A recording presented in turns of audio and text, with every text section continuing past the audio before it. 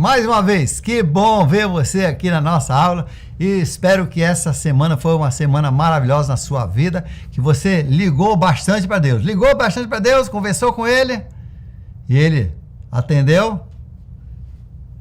O que Ele falou para você? Deus está sempre falando conosco. Às vezes, o nosso problema é desenvolver o nosso ouvido para ouvir.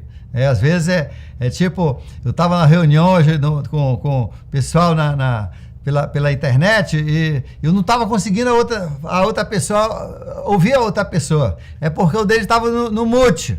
Às vezes, o nosso está no mute também. Eu espero que você tenha conversado bastante com Deus. Ele gosta de ouvir você falar com Ele.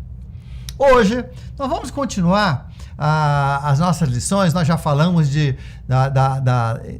nessas aulas de união, né, que nós queremos ser um com Deus. Nós falamos da união do Espírito, como é que o Espírito de Deus entra no nosso espírito, o simbolismo, né, o símbolo disso daí, a aliança disso daí, que é o batismo. Já falamos também da união de pensamento, como é que nós começamos a pensar como Deus, como é que nós colocamos o pensamento de Deus aqui, como é que nós levamos nossos pensamentos a Deus, através daquelas aulas, tá, do BIP, da consciência da presença de Deus, depois os exercícios de meditação, também depois a lição da semana passada de oração. Eu espero que você está praticando, não pode só saber aqui na cabeça, tem que praticar. A Bíblia foi feita para ser praticada. Hoje nós vamos entrar no assunto de união de propósito. Qual é o propósito de Deus na minha vida e na sua vida? O que Ele quer de mim? O que Ele quer de você? Mas antes disso, uma pergunta. Olha só, eu tenho aqui uma foto. Você me acha mais parecido com o meu pai ou com a minha mãe? Pai ou mãe? Quando você nasceu, logo que você nasceu, as pessoas olharam, talvez pela janela, o vidro ali do hospital, se for em casa ali, olhando mesmo na sua cara, pertinho, e um dizia, parece a mãe. Não, parece o pai. Olha só, o olho do pai. Mas olha só, o nariz da mãe. E na verdade, você é uma combinação. Eu espero que você puxou mais para o lado do mais bonito, né? Seja quem for, seu pai, sua mãe. E assim também, hoje nós queremos, na nossa primeira lição, falar sobre a nossa semelhança com Jesus. O título dessa aula é As 8 Qualidades do Caráter de Cristo. Veja só, Deus diz no livro de Romanos, capítulo 8, verso 29, pois para todos aqueles que de antemão conheceu, ou seja, Deus já tinha planejado amar você, como já falamos antes da fundação, antes de fazer o planeta, Ele já tinha escolhido você para ser da família dele. E ele disse, aqueles que ele de antemão conhecer, lembra que nós falamos no João 17,3, que a vida eterna é essa, que te conheçam, a ti, o único Deus verdadeiro, e a Jesus a quem enviaste. Então aqui, esse conhecer tem a ideia de ter um relacionamento profundo e íntimo e saber como a outra pessoa pensa, tudo isso, mas essa palavra conhecer também na Bíblia significa amar, né? De ter um relacionamento de amor, de muita amizade, de intimidade. E aqui então ele diz, aqueles que ele de antemão Deus conheceu, também os predestinou. Colocou em piloto automático, os predestinou para serem conformados ou conformes à imagem do seu Filho Jesus. Olha só, na lição de hoje, então, nós aprendemos que assim como eu me pareço um pouco com a minha mãe, um pouco com meu pai, você decide aí, vendo as duas fotos, com quem que eu me pareço mais, e tem além da aparência física, tem também a personalidade, com quem eu me identifico mais, com quem que as pessoas acham que eu me identifico mais. E Deus, então, ele diz que nós, a partir do momento que o Espírito Santo entrou em nós, que nós nos tornamos filhos de Deus, nós passamos a parecer mais e mais com Jesus Cristo. Né? No início, quando a criança ainda é um feto, ele parece que até é um rabo, né? Ele parece mais sapo do que gente, não parece não? Aí tem um cabeção, parece sei lá o que é aquilo, uma formiga, coisa feia. Mas depois aquilo vai melhorando, vai aparecendo, vai desenvolvendo e vai ficando mais parecido com o pai, com a mãe ou um pouco dos dois. Assim, Deus, então, quando você nasce, logo que você nasce, você ainda é um bicho muito feio, né? Você é um filho de Deus, mas é feio. Falta muito você ainda desenvolver o seu caráter, a sua pessoa. E a Bíblia diz que o alvo de Deus é que nós nos pareçamos com Jesus Cristo. E como? Certamente não é no físico. Inclusive, Deus não deixou gravado e nem quis deixar gravado o físico de Jesus Cristo, porque ele não quer que nós idolatremos o físico. Ele quer que a gente entenda a essência, a sua essência, a minha essência, é o que tem por dentro desse físico. E a Bíblia diz que, então, Deus tem como meu alvo e o teu alvo, você se parecer com Jesus no seu interior. Como é que era Jesus no seu interior? E hoje a nossa lição, então, vai falar sobre isso. E um dos textos mais explicativos na Bíblia sobre como era Jesus no seu interior é no livro de Mateus, capítulo 5. Mateus, capítulo 5, o primeiro livro do Novo Testamento. Você sabe que a Bíblia se divide em Novo Testamento e Velho Testamento. O Novo Testamento começa com a vida de Jesus, o nascimento de Jesus. E no capítulo 5 de Mateus, o primeiro livro do Novo Testamento, Jesus ele fala uma mensagem para uma multidão. E ele começa essa mensagem dizendo assim, olha só: bem-aventurado os pobres de espírito, porque deles é o reino dos céus. Bem-aventurados os que choram, porque serão consolados. Bem-aventurados os humildes, porque eles receberão a terra por herança. Bem-aventurados os que têm fome e sede de justiça, pois serão satisfeitos. Bem-aventurados os misericordiosos, porque obterão misericórdia. Bem-aventurados os puros de coração, pois verão a Deus. Bem-aventurados os pacificadores, pois serão chamados filhos de Deus. Bem-aventurados os perseguidos pela causa da justiça, pois deles é o reino dos céus. Hoje nós queremos olhar estas 8 qualidades que Deus descreve nessa passagem, Jesus fala nessa passagem, que são aspectos do caráter de Jesus que ele quer desenvolver na minha vida e na tua vida.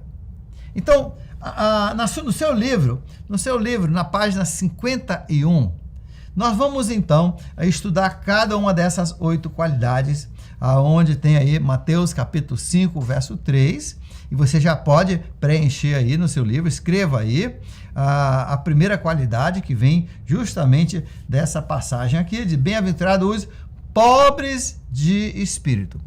Um sinônimo de pobre de espírito é humildes. Inclusive algumas traduções dizem assim, bem-aventurados os humildes. E nós queremos então saber o que é humildade. Essa humildade que a Bíblia diz que no final, olha só, porque deles é o reino dos céus, aquilo que dá o reino dos céus para você. Que humildade é isso? O que significa isso aí? Então aí tem a definição, como você vê, você pode ler aí, que diz, submissão, tá? Humildade ou pobreza de espírito, é submissão voluntária. Tudo com Deus é voluntário, né? É uma submissão voluntária à autoridade de Deus e àqueles que Ele colocou na sua vida. A Bíblia diz que não somente Deus é sua autoridade, mas Deus colocou outras autoridades na sua vida. Quando você era pequeno, a Bíblia diz que Deus colocou seu pai e sua mãe para serem suas autoridades. E Ele diz, obedeça, porque isso agrada ao Senhor. Ele colocou oficiais no governo, e Ele diz em Romanos capítulo 13 que a gente deve obedecer. Ele colocou líderes, Ele colocou chefe na sua empresa.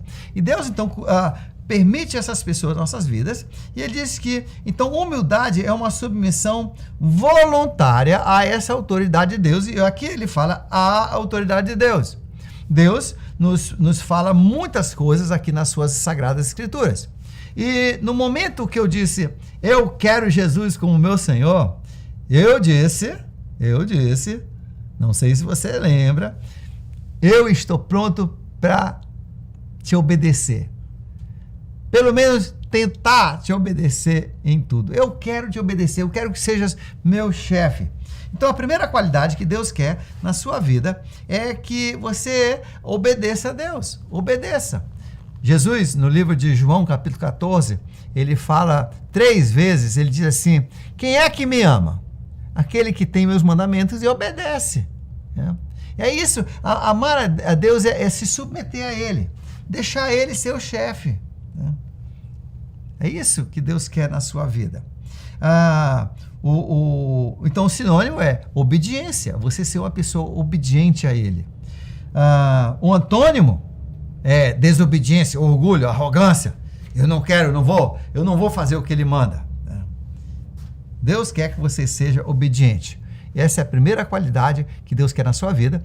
E quem não se dispuser a se humilhar diante de Deus, a ser humilde, a aceitar a autoridade de Deus, não vai ter o reino dos céus. Porque salvação, você se lembra, quando nós falamos de fé, é crer naquilo que Jesus fez por nós, mas também é entregar minha vida para Ele ser o meu Senhor.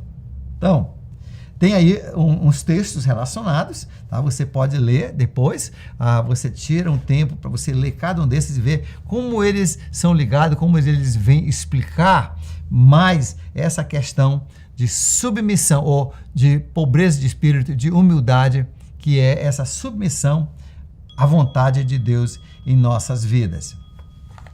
Também, nós queremos agora olhar o verso 4.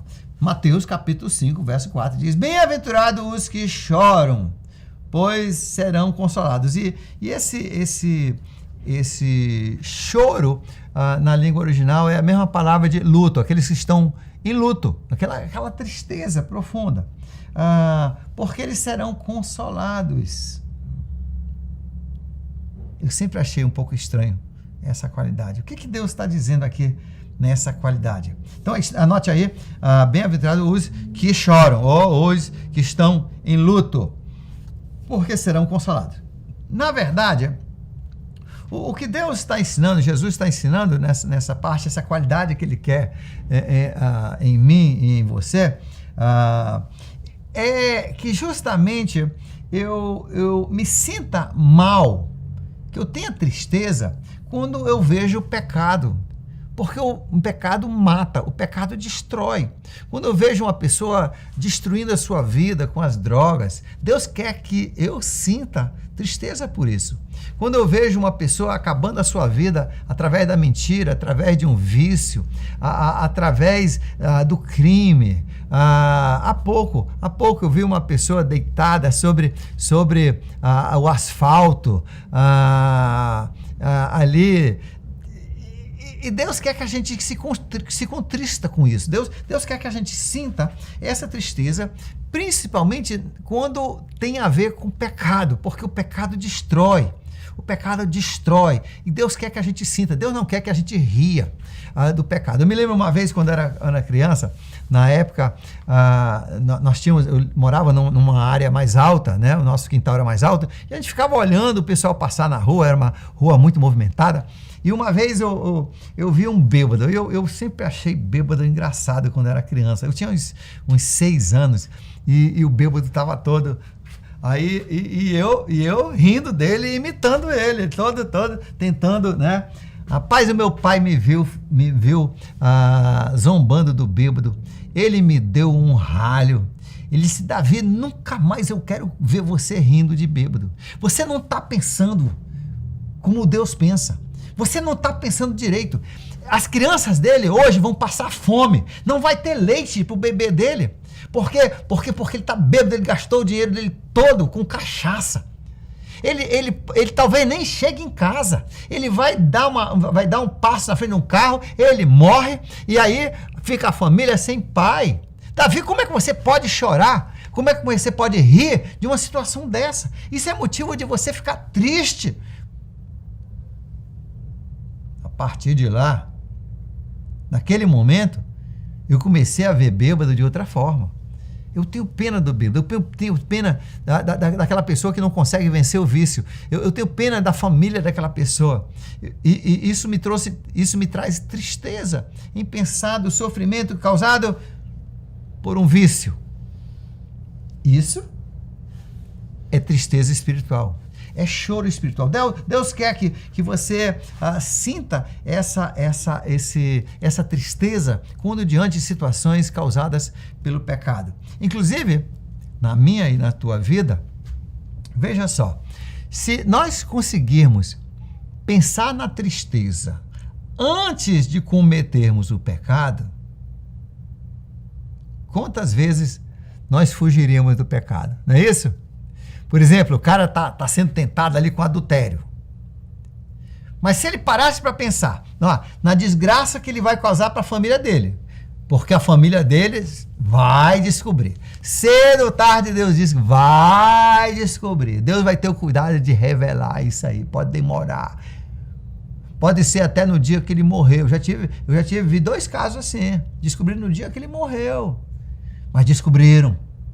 Aí veio toda aquela raiva, aquele ódio, a confusão na herança. Então, se nós parássemos na hora daquela tentação e pensássemos em todo o mal, toda a tristeza que aquilo vai criar, muitas vezes nós desviaríamos. Porque Satanás, quando ele te tenta, ele mostra só o lustre, só o brilho da coisa, né? Ele não mostra, por exemplo, eu gosto sempre de brincar com aquela propaganda do Caninha, né? Caninha 51, acho que é 51, é 61, 51. É uma boa ideia. É uma péssima ideia você beber aquilo ali. Você fica bêbado, você não chega nem em casa, você bate seu carro, você cai da sua moto, você é roubado, talvez você nem chegue em casa. E é uma péssima ideia, não é uma boa ideia. Mas veja só, quando você vê aquelas propagandas de cachaça, outras coisas, sempre com uma mulher bonita do seu lado, do lado daquela pessoa, você vê uma casa bonita, o pessoal alegre, rindo, não é isso?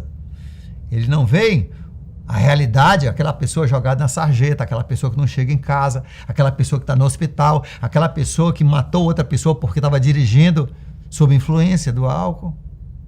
Porque se mostrasse essas imagens ruins, ninguém comprava. As pessoas iam pensar 2 vezes. Então, nós precisamos aprender a chorar antes do fato. Chorar antes do pecado. E aí nós vamos nos livrar de muitas tentações. A terceira qualidade versa no verso 5. Bem-aventurado os humildes, ou, na verdade, melhor ali, mansos. Bem-aventurado os mansos, porque eles herdarão a terra. Bem-aventurado os mansos, porque eles herdarão a terra ou receberão a terra por herança. O que é essa mansidão aqui? Essa mansidão aqui é a entrega dos meus direitos e minhas posses a Deus. Veja, quando Jesus comprou você, ele diz assim: aquele que vem para mim tem que vir como escravo. Renúncia de direito. O escravo não tem direito a nada. Agora, ele vem, ele vai servir, ele vai trabalhar ali para o seu senhor. Agora, o senhor fica responsável por ele. Ele fica responsável por todas as suas despesas, ele fica responsável pela sua família, ele fica responsável pela comida, ele fica responsável pela roupa, ele fica responsável pela saúde daquela pessoa. E assim também, quando eu e você viemos a Jesus, nos entregamos a Jesus, ele nos comprou o pacote, tudo. Ele comprou o seu físico, ele comprou o seu espiritual, ele comprou você, tudo que você é. E por isso, na verdade, eu pertenço a ele. Você pertence a Jesus. E tudo que eu sou, tudo que eu tenho, pertence a Jesus. Tudo que você tem, pertence a Jesus.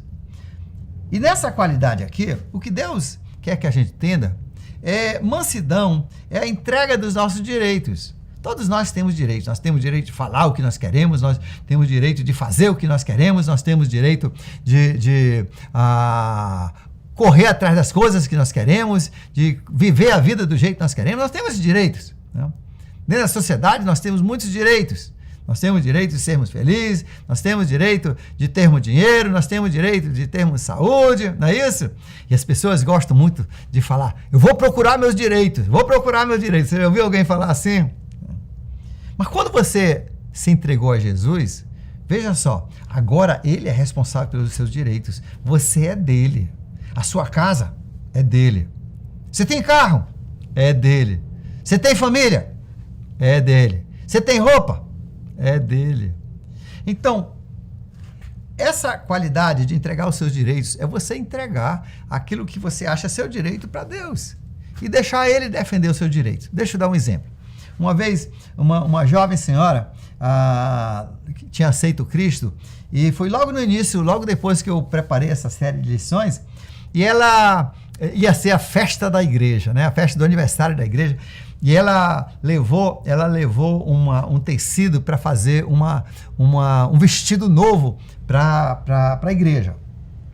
E para aquele culto. E ela foi, a costureira fez, e a costureira era a tia dela, né?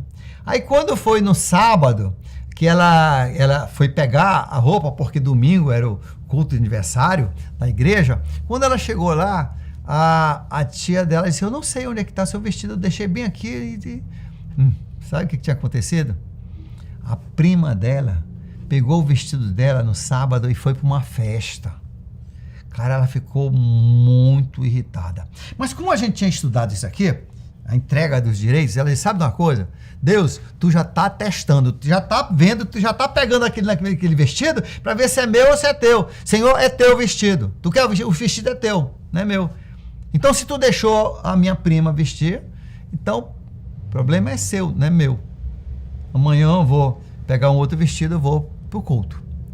Aí, ela fez isso, entregou lá, disse, olha, Deus, tu sabe que eu queria essa roupa, mandei fazer essa roupa, comprei para ir, né, celebrar mais um aniversário da igreja, mas tu sabe, então tá nas tuas mãos. Na segunda-feira, lá vem a prima dela, cabisbaixo. A tia dela tinha mandado e ela veio com a roupa toda passadinha, toda bonitinha, entregou, ainda pediu desculpas. Mas não parou por aí. Segunda-feira à tarde ela foi trabalhar, ela trabalhava no colégio, e chegou uma outra professora e disse, maninha, tu não vai acreditar, eu estava no centro, aí me deu a louca. Eu vi o vestido e eu só conseguia te ver lá naquele vestido. Eu só conseguia, quando eu olhava o vestido, eu te via. Aí eu peguei e eu comprei o vestido. Tomara que tu não ache que eu sou doida. Tomara que você use. Tomara que fique bonito em você. Ela ganhou 2 vestidos. Por quê? Porque ela entregou os direitos a Deus. E Deus vai te abençoar. E ele diz assim, que Deus, olha só, ele vai dar a terra como herança. Ele vai te dar herança. Isso não é só uma entrega sem volta. Há uma volta. Deus vai te abençoar por isso. Aprenda a entregar os seus direitos a Deus. Quando você está diante de uma situação onde as pessoas violaram os seus direitos, ore a Deus. Renove o seu voto. Deus, eu pertenço a você. Então, quando violaram os meus direitos, violaram os teus direitos. Senhor, haja. Está em tuas mãos. Vamos agora à quarta qualidade. No verso 6. O verso 6 diz assim: bem-aventurados que têm fome e sede de justiça, porque serão satisfeitos, ou às vezes em algumas traduções diz fartos, né? Cheio de comida. Como é bom a gente estar cheio de comida, não é não? Pior coisa é a gente estar com fome. Então não consegue nem pensar, muito menos dormir quando a gente está com fome. O que é ter fome e sede de justiça? Justiça na Bíblia, quase sempre quando vê essa palavra justiça, no Novo Testamento principalmente, fala de viver correto, tá? De ter uma forma o sinônimo é retidão, de viver uma vida alinhada com os princípios de Deus, como Deus quer. Fome e sede são desejos muito fortes. Quando você tem sede, você quer beber de qualquer jeito. Você tem fome, você quer comer de qualquer jeito. É um instinto forte, é uma sensação forte que você tem. E a Bíblia diz que bem-aventurado, feliz, e esse bem-aventurado que nós estamos lendo significa feliz. Você vai ser feliz quando você tem um desejo profundo, olha só na página 51, letra D, um profundo desejo de viver de acordo com a palavra de Deus, do jeito que Deus quer. Quando você tem essa vontade de acertar, você tem essa vontade, né, você vai conseguir. Outro dia eu ouvi o testemunho de um jovem dizendo assim: eu quero viver, mas eu não consigo. Está alguma coisa errada. Eu acho que o desejo dele não está lá essas coisas. Quando você quer mesmo uma coisa, você consegue. Não consegue, não? E feliz você vai ser se esse seu desejo é viver do jeito que Deus quer para a sua vida, né? Ore para Deus te dar esse desejo de viver. O salmista, ele faz uma oração no Salmo 51, que é mencionado aí na letra B, onde ele diz assim: Senhor, me dê de novo aquela vontade de acertar. Porque às vezes a gente fica meio coração duro, né? Deus quer que você sempre queira acertar e viver pelos princípios de Deus, do jeito que Deus quer que você viva. Vire a página agora, página 52. Mateus capítulo 5, verso 7, diz assim: bem-aventurados misericordiosos, porque alcançarão misericórdia, ou obterão misericórdia. O que significa isso? Misericórdia é quando a gente tem pena de alguém, a gente vê uma situação, mas não é só ter pena, é chegar lá e fazer alguma coisa. A Bíblia diz que Deus é muito misericordioso, mas Deus não fica só olhando você: ai, coitado do meu filho. Não, Deus vai lá e age, entendeu? Misericórdia é quando nós vamos lá e pegamos investimos nosso tempo, nossa vida para ir ajudar aquela pessoa que nos chamou a atenção pela sua fragilidade, pela sua dificuldade. Isso é misericórdia. E Deus quer que a gente seja misericordioso. Porque às vezes nós somos assim meio na lata, nós queremos justiça, queremos julgar as pessoas. Deus diz: aquele que julga, no livro de Tiago, ele diz: aquele que julga sem misericórdia vai ser julgado sem misericórdia. Feliz é aquele que é misericordioso. Procure ser misericordioso na sua vida. E a Bíblia diz que você vai receber a misericórdia de Deus. Deus vai ser misericordioso com você na hora que você precisa. Ele vai te tratar como você tratou aquela outra pessoa. Deus vai te beneficiar com misericórdia, que é, sim, aquele sentimento de ter pena, mas chegar lá e ajudar aquela pessoa, de dar aquela colher de chá, dar mais uma chance, dar aquela ajudazinha. Deus vai fazer isso com você. Mateus capítulo 5, verso 8. Próxima bem-aventurança, ou próxima felicidade, ou próximo aspecto do caráter de Jesus que Deus quer em tua vida e na minha vida. Diz assim: feliz ou bem-aventurado são os puros de coração, porque eles verão a Deus. Olha só, eu gosto sempre de olhar o resultado. Eles verão a Deus. Então isso aqui é importante porque eu quero ver Deus, você não quer ver Deus? O que é puro de coração? Pureza de coração tem dois aspectos. Primeiro, pureza de coração significa que você não é culpado por nada, não tem nada que você tenha feito que você não tenha acertado, que você não tenha pedido perdão. Você foi lá, falou o que não devia para alguém. Então Deus quer que você vá lá, a Bíblia ensina isso, Jesus foi claro em falar isso aí, você precisa ir lá e pedir perdão, dizer, olha, me perdoe o que eu falei. Tá? Deus quer que você limpe a barra. Que você limpe a barra com Deus, quando você peca contra Deus, quando você erra contra Deus, Deus quer que você limpe a barra com os seus irmãos, com o seu vizinho, quando você erra com eles. Isso é pureza de coração, é você não ter ninguém que esteja apontando o dedo, dizendo, ele me traiu, ele me enganou, ele me roubou, ele mentiu para mim. Não, que você possa andar com o queixo erguido a toda parte, que você não seja como um amigo meu que emprestou um dinheiro de um camarada na igreja e eu ficava olhando e ele não pagou o dinheiro, né? Ele não conseguiu pagar o dinheiro. Aí o que ele fazia? Ele chegava já quando o culto já tinha começado, ele chegava, sentava lá no fundo e quando a gente estava cantando a última música, o pastor estava fazendo a última oração, ele levantava e se mandava. Para quê? Para não se encontrar com outro irmão. Entendeu? Eu espero que você não precisa atravessar uma rua quando você vê lá de longe, ou no shopping, você está passeando, aí você vê aquela...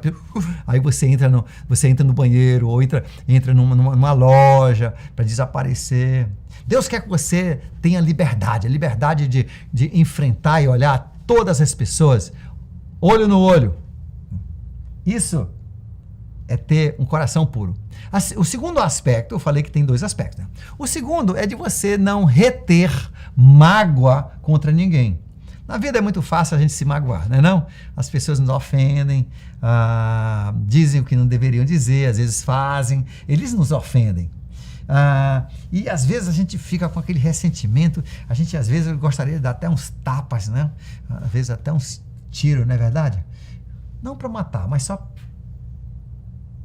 para deixar ele bem mal. Deus diz, mágoa não. Essa mágoa é o veneno que você toma querendo que o seu inimigo morra. Isso é besteira. Mágoa destrói você.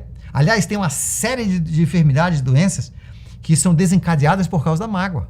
O seu corpo não pode coabitar com mágoa. A mágoa, ela destrói você, destrói seus relacionamentos, destrói todo mundo. Inclusive, no livro de Hebreus fala sobre isso, Deus fala sobre isso, que a mágoa, ela destrói as pessoas ao seu redor, destrói os relacionamentos ao seu redor. Deus quer que você seja isento de mágoa. Esse é o seu alvo. Então, hoje, quando nós terminarmos essa lição, talvez você precisa ir lá no silencioso e dizer, Deus, eu vou perdoar o fulano. Ele me fez mal, eu tenho tido tanta raiva por tanto tempo dele, mas a partir de hoje eu entendo que eu sou teu. Então os meus problemas são teus. Então eu vou entregar essa pessoa para ti. Não significa que essa pessoa não vai pagar por isso, não. Mas agora você está passando a situação para Deus. Ele é o justo juiz, Jesus é o advogado e eles são assim. Agora você tem quem defenda a sua causa. Em vez de você ficar lutando com aquela causa, pensando naquela causa, perdendo sono com aquilo ali, perdendo tempo, perdendo vida, perdendo saúde, entrega para Deus aquilo ali e Ele vai cuidar disso. Jesus disse, Ele vai cuidar disso. Mas nossa responsabilidade é nos limparmos de toda a mágoa. Então, hoje, nessa qualidade aí, puro de coração, pedir perdão de quem nós ofendemos, limpar a barra, e segundo, nós perdoarmos aqueles que nos ofenderam, assim como Jesus um dia me perdoou e te perdoou, e nós vamos ser felizes. E a Bíblia diz, ainda tem mais, aí você consegue ver Deus. Você vai ver melhor o que Deus quer para a sua vida. A mágoa e a culpabilidade, a culpa, ela faz com que a gente se esconda na face de Deus. Ela faz com que a gente não defina bem, não distinga bem a vontade de Deus na nossa vida. Por isso que é tão importante. Se você quer ser um bom filho de Deus, você quer realmente ser abençoado, você precisa se livrar dessas duas coisas. Vá lá, peça perdão. Você diz, mas isso pode me custar dinheiro, porque eu roubei. É melhor você chegar lá e confessar e ficar devendo e dizer, olha, eu vou tentar te pagar quando eu puder, do que você ficar com isso na consciência. Limpe a sua barra. Você vai ser abençoado. Agora, letra G no seu livrinho, capítulo 5, verso 9, diz assim, bem-aventurados pacificadores, porque eles serão chamados filhos de Deus. O diabo, a Bíblia diz, é o grande divisor dos irmãos. Ele entra tentando dividir. Ele já entrou na terra desse jeito, querendo dividir a humanidade, Adão e Eva, de Deus, inventando mentiras. Bicho é fofoqueiro. Eu acho que eu conheço até algumas irmãs do diabo. Que elas são fofoqueiras. Elas andam dividindo, não tem isso? Alguns homens também. A gente vê isso muito na mídia, não vê? As pessoas tentando jogar informações para você ficar contra aquele candidato, contra aquela outra pessoa. E Satanás, a Bíblia diz, ele é o acusador, ele fica jogando um contra o outro. Deus odeia isso. Aliás, entre os pecados que Deus mais odeia, no livro de Provérbios, capítulo 6, verso 19, ele diz que o que ele mais odeia é quem fica jogando um irmão contra o outro, dividindo as pessoas. Deus odeia isso daí. Então, pacificador é aquela pessoa que procura paz, que procura unir as pessoas. Assim como nós estamos estudando união com Deus, Deus quer que eu e você sejamos unidores, que a gente seja aquele link que nós estamos procurando. Não, irmão, eu vou conversar com ele, eu acho que foi um mal entendido, deixa eu conversar com ele. Aí você vai com o outro, olha, eu acho que foi um mal entendido, então vamos fazer as pazes, vamos tentar resolver. Isso não fica legal, os dois saem perdendo, vamos unir, e a gente luta para unir. E para isso, a gente precisa ter um cuidado com a nossa língua também, para a gente não ser a pessoa que causa essa divisão, a gente não dividir as pessoas, a gente não criar situações. É importante que a gente tenha esse cuidado de não dividir as pessoas, mas também de nós ajudarmos a unir as pessoas umas às outras, unirmos as pessoas a Deus, unirmos as famílias, unirmos aos filhos, aos pais, e você será chamado o quê? Filho de Deus. Deus um dia quis se unir a você, e agora a nossa missão é unir as outras pessoas a Ele, e unirmos as pessoas uns aos outros. Inclusive nós vamos falar mais sobre isso na próxima lição. Finalmente, capítulo 5, verso 10, diz assim, bem-aventurado ou feliz são os perseguidos pela causa da justiça, ou pela causa de viverem correto, de viverem corretamente. É aquela pessoa que não se vende ao mal por preço algum. A maioria das pessoas tem preço. Esse é o problema da maioria dos governantes, dos candidatos que nós vemos no governo. É que eles entram, às vezes, com boas ideias e com boa intenção, mas lá a oferta é muito grande e eles se corrompem, eles se vendem. Eles deixam de fazer o bem ao povo para ganharem dois tostões, como diziam na minha infância, né? Um pouquinho de dinheiro ou muito dinheiro. Eles terminam traindo o voto, traindo a confiança do povo que os elegeu, para botar um pouco de dinheiro no bolso. Se você tentar viver uma vida desse jeito, onde você faz o que é certo, custe o que custar, você vai ser perseguido. Você sabe disso. Você que trabalha numa empresa e você não faz corpo mole, você não enrola, você realmente trabalha como você é pago para trabalhar. Às vezes, até o seu chefe vai chegar com você e vai dizer, olha, diminui aí um pouquinho. Né? Eu já vi isso em repartições do governo. Ei, olha, aguenta aí, vai tomar um cafezinho. Eu já tive amigos que disseram que o chefe deles mandou eles tomar um café. Não, tu tá, porque aí nós vamos ficar com cara de quê? Não, aqui é na moleza, aqui é devagar, não tinha pressa não. Né? Tá muito afoito, tá indo com muita sede no poço. Calma aí, não, mas o certo é, eu não fui contratado para trabalhar ali? Então, eu não estou sendo pago para trabalhar às 8 horas? Então eu devo pagar. Deus diz que eu devo ser honesto nos meus contratos. Mas você vai ver que aqui na Terra é tão corrupto que se a gente realmente quiser viver uma vida correta, nós vamos ser perseguidos. Você vai ser feliz. Continue, eu sei que é difícil. Eu conheço pessoas que fecharam suas empresas porque não aceitaram pagar propina para os fiscais, para os governantes, e suas empresas faliram. Não receberam licitações, por quê? Porque não molhavam a mão do responsável pela licitação, para aquele chefe, aquele diretor. Mas, gente, essas pessoas são míopes, essas pessoas que pagam as propinas, por quê? Porque esquecem que há toda uma eternidade pela frente. Esquecem que há um Deus que está no poder e no controle. Faça o que é certo, despeito às outras pessoas. E você vai ser muito feliz em tudo que você fizer. Bem, faça o resto dos exercícios. Por favor, leia esses versículos que tem em cada um desses textos aí, para você discutir junto com o seu líder de pequeno grupo, e que Deus abençoe você. Até a nossa próxima lição.